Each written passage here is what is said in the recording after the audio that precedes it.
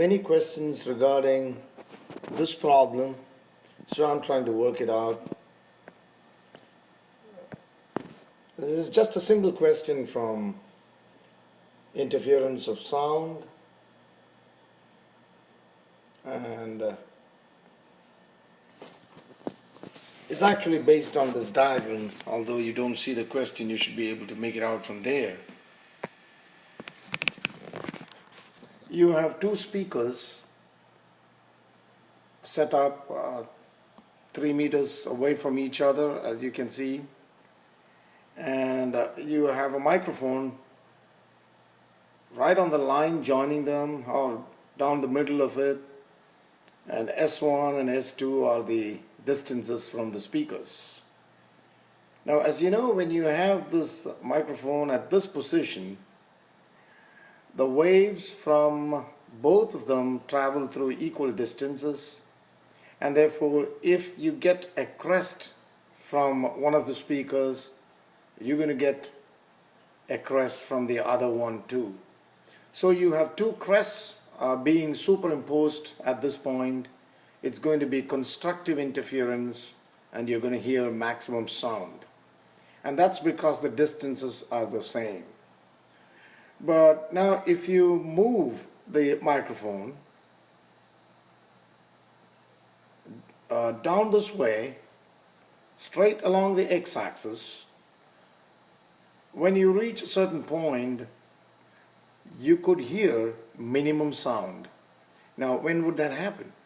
That would happen if the trough from this speaker and the crest from this one are superimposed, so they cancel out. Now, this question is asking you to find what distance you got to move so that you hear the first minimum. So that's the concept. The concept is that to hear a minimum, there should be perfect cancellation, and therefore a crest from one speaker should be superimposed on the trough from the other one, which means the path difference between them is lambda by 2, because the distance between a crest and a trough, the adjacent trough, is lambda by 2. So that's the whole idea. Now in this question, D is given as 3.40 meters, that is D. The frequency of the tuning fork is 455 Hertz. And you know, from the diagram, you can actually find S2, which is 3.71, and that is the same as S1 initially. Okay, that's the initial case. S1 and S2, as you can see, are equal initially. So that is how you find S1 and S2. But in the second case, when you are at this point, surely you can see S1 is less than S2. Okay, so now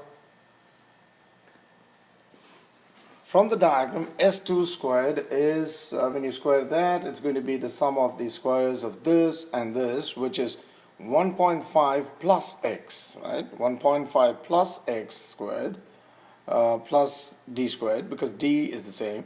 But in the other triangle, you're going to have S1 squared is equal to 1.5 minus x, because it's moved x to that side. Okay, therefore mathematically you see that S2 squared minus S1 squared, when you subtract one from the other, is this.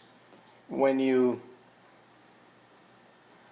expand that, you get it as, you know, you have the first term squared plus 2 times the first times the second. That's how you get 3. And then the square of the second term. So use that, and remember that there's a negative sign here, so be careful in the algebra. And you get several terms cancelling out, and finally you end with 3x plus 3x, which is 6x. Now S2 squared minus S1 squared can be split up as S2 minus S1 times S2 plus S1. So that is 6x. And since we know that S2 and S1 are approximately the same, especially when you add them up, you know, you can just take the initial values and add them up, because that's going to give you the same. So that's 7.42 and therefore you get an equation for S2 minus S1 right here, but we already know that S2 minus S1 should be lambda by 2 because it's a crest and a trough, and therefore you put these two equations together. And lambda is nothing but, I've tried to find lambda here. Lambda is the speed divided by the frequency, okay, by 2, so that's the wavelength. So that the whole thing is lambda. So you get that, and put that equal to 6x by 7.42 and solve for x. You get 0.47 meter. Alright, again understand that here I've just calculated speed divided by frequency to get wavelength. That's all I've done. And so S2 minus S1 is this, but at the same time S2 minus S1 is 6x by 7.42. so put them together, get the answer, and that's how you solve this problem. It's an important question at that. Thank you.